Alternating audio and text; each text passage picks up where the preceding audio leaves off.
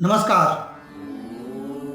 मैं रवि राय ज्योतिष सरोवर में आप सभी का हार्दिक स्वागत करता हूं। प्रिय दर्शकों, अपनी आज की वीडियो में हम चर्चा करेंगे मकर लग्न की जन्म कुंडली में सूर्य की महादशा कैसी रहेगी। साथ ही हमेशा की तरह हमारे आज की वीडियो में भी एक दर्शक के प्रश्न का उत्तर दिया जाएगा। तो आइए चर्चा शुरू करते हैं। देखिए कि जब मकर लग्न की बात करूं तो मकर लग्न में सूर्य स्वामी होते हैं अष्टम भाव के, यानी अष्टमेश बनते हैं। जहां पे भी अष्टम भाव की चर्चा होती है या अष्टमेश की बात होती है, वहां मन में एक डर, भय, चिंता उत्पन्न हो जाता है, क्योंकि अष्टम भाव को हमारे ज्योतिष शास्त्र में अशुभ भाव माना गया है। अब जब ऐसे अष्टमेश सूर्य की महादशा आएगी तो जाहिर सी बात है, मन में डर तो होगा, भय होगा, चिंता होगी, व्याकुलता बढ़ेगी। परंतु आज मैं जो बताने जा रहा हूं आप लोगों को, उसको ध्यान से सुनिएगा। सारी चिंता आपकी समाप्त हो जाएगी, क्योंकि मकर लग्न में सूर्य भले ही अष्टमेश होते हैं, पर सूर्य और चंद्रमा इनको अष्टमत्व का दोष नहीं लगता। यानी जब इनको अष्टमत्व का दोष नहीं लगता तो इसका अर्थ क्या हुआ? जब सूर्य को अष्टम भाव के स्वामी का होने का दोष नहीं लग रहा है तो इसका अर्थ क्या निकाले? तो इसका अर्थ यह हुआ कि सूर्य के जो नैसर्गिक गुण हैं वही रहेंगे। हाँ, अब यहां पर पूरी जो कहानी है वो कहां आकर के स्थित हो जाएगी, कहां आकर के टिक जाएगी कि सूर्य किस भाव में है। अब सूर्य जिस भाव में होंगे उस भाव के अनुरूप फल देंगे, क्योंकि सूर्य के जो नैसर्गिक गुण है वो क्या है? सूर्य क्रूर ग्रह है तो सत्वगुणी भी है, राज कृपा देने वाले हैं, मान सम्मान देने वाले हैं, कीर्ति और ख्याति देने वाले हैं। तो सूर्य यहां पर मकर लग्न में इन चीजों से बिल्कुल जो है जुदा नहीं करेंगे, अलग नहीं करेंगे, अभी तो इसको बढ़ा सकते हैं यदि भाव विशेष में उनकी स्थिति हो तो।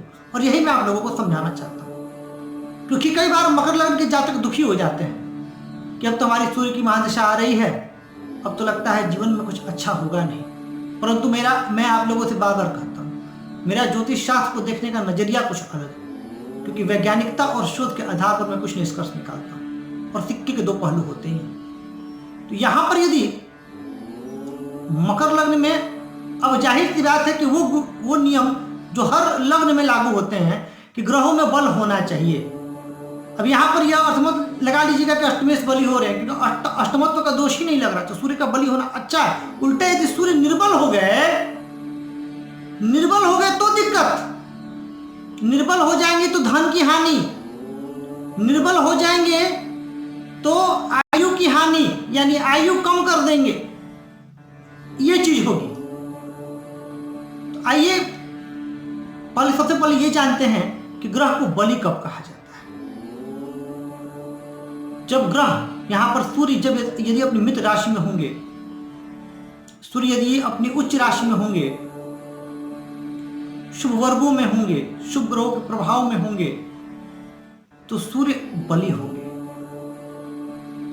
और अच्छी अवस्था की मानी जाएगी। इसके विपरीत यदि सूर्य नीच के हो गए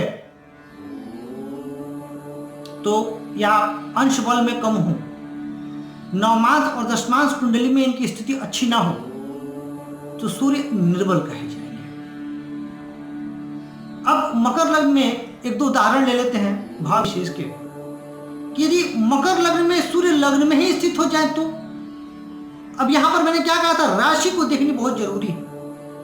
तो अगर लग्न में स्थित होंगे तो लग्न में राशि शनि की है और शनि की राशि सूर्य की शत्रु राशि है, तो वहां पर सूर्य खुद को सहज महसूस नहीं करेंगे, क्योंकि व्यक्तित्व में बैठे हैं तो व्यक्तित्व में क्रोध दे देंगे। ऐसे व्यक्ति के आमतौर पे जो है बहुत क्रोधी होते हैं,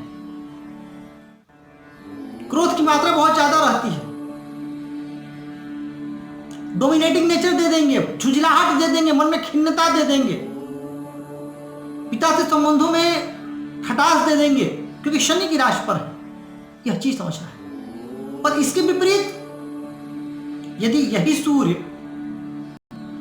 मकर लग्न की ही कुंडली में पराक्रम में हो तो, अत्यंत श्रेष्ठ, पराक्रमी, बहुत पराक्रमी बना देंगे। मीन राशि है, इनकी मित्र राशि है, उच्च के हो जाए मेष राशि पर चतुर्थ भाव में भूमि भवन वाहन इत्यादि का बहुत जबरदस्त सुख दे देंगे। राजनीति में जाने की, प्रवेश करने की संभावना बढ़ा देंगे।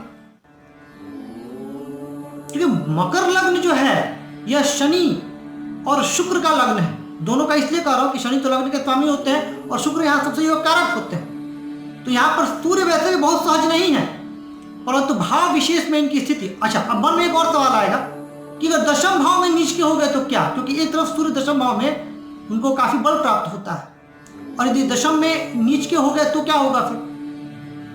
तो यहां पर मैं बता दूं आपको कि यहाँ दशम भाव में यदि नीच के हैं और यदि इनका नीचत्व भंग हो रहा है, अष्टमेश का दोष नहीं लगेगा यहाँ पर सूर्य को, और दशम भाव में निचभंग की स्थिति में ये सूर्य बहुत अच्छा फल देंगे और अपनी महादशा अंतदशा में जातक को ऊंचा उठाएंगे। सूर्य की महादशा में जातक अपने जीवन काल में खूब तरक्की करेगा और कोई परेशानी नहीं आएगी।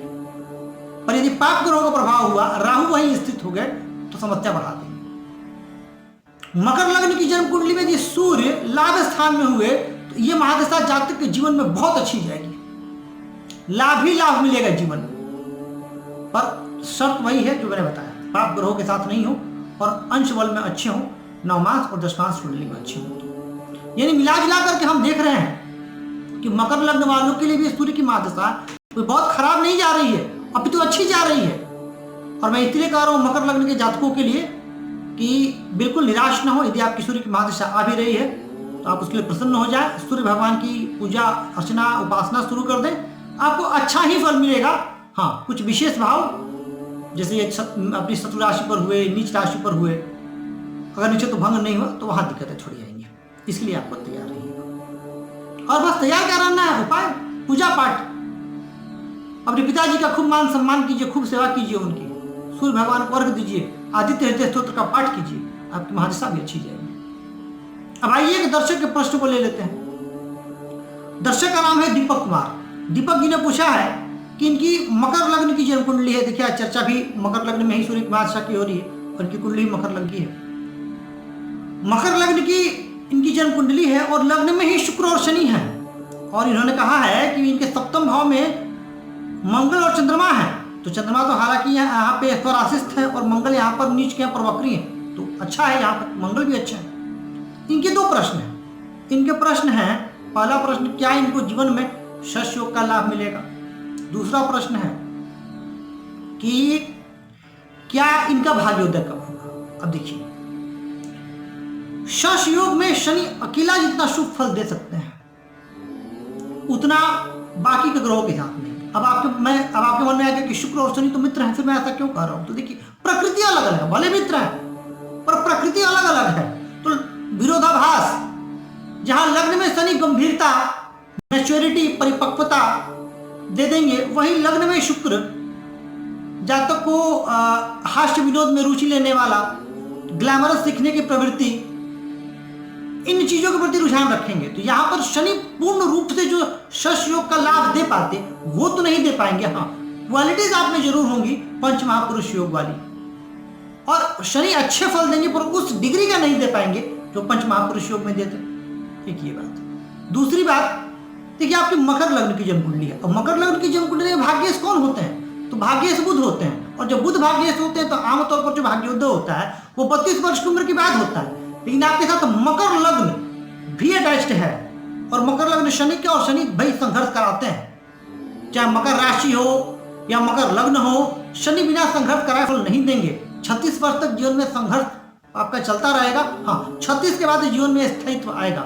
42वें वर्ष के बाद पूर्ण निखार की तरफ आप जीवन में, पूर्ण निखार आपके जीवन में आएगा। तो ये स्थिति है दीपक जी आपकी। ईश्वर से आपके लिए शुभकामना है, आपका जीवन मंगलमय हो और आप जो चाहते हैं वो पूरा हो। साथ ही मैं सभी दर्शकों से कहना चाहता हूं, यदि आपके मन में भी ज्योतिष से संबंधित कोई प्रश्न हो, कोई जिज्ञासा हो, तो आप चैनल की किसी भी वीडियो पर कमेंट करके पूछ सकते हैं। आपके प्रश्न का भी उत्तर अवश्य दिया जाएगा। आज के लिए बस इतना ही। नमस्कार।